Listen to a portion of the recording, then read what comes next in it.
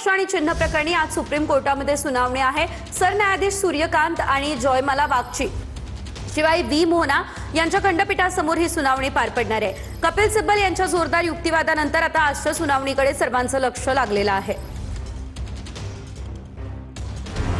Supreme कोर्टात गुरुवारी शिवसेनेच्या पक्ष आणि चिन्हावर सुनावणी झाली। यावेळेस कपिल सिब्बल यांनी निवडणूक आयोगानं चुकीच्या पद्धतीनं शिंदेंना पक्ष आणि चिन्ह दिल्याचा मुद्दा प्रामुख्याने मांडला। निवडणूक आयोगाने पक्षाच्या घटनेला महत्त्व न देता फक्त विधिमंडळातल्या आमदारांच्या संख्याबळावरून पक्ष आणि चिन्ह शिंदेंना दिलं, यावर सिब्बल यांनी तीव्र आक्षेप नोंदवला। शिंदेंना आमदारांच्या संख्याबळाच्या आधारावर चिन्ह देणं ही एक वेगळी समस्या आहे, असा युक्तिवाद सिब्बल यांनी केला। राजकीय पक्ष खरा की विधिमंडळ पक्ष खरा, यावरच युक्तिवाद झाला। शिवसेनेच्या पक्ष घटनेवरही सुप्रीम कोर्टात आज युक्तिवाद झाला। विधिमंडळ पक्ष नाही तर राजकीय पक्षच खरा, असा युक्तिवाद सिब्बल यांनी केला।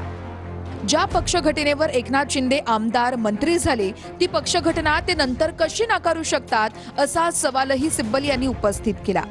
बाळासाहेब ठाकरेंच्या निधनानंतर शिवसेनेच्या घटनेत सुधारणा करण्यात आली। 2018 ची घटना नाकारण्याचा अधिकार निवडणूक आयोगाला नाही, असाही युक्तिवाद सिब्बल यांनी केला।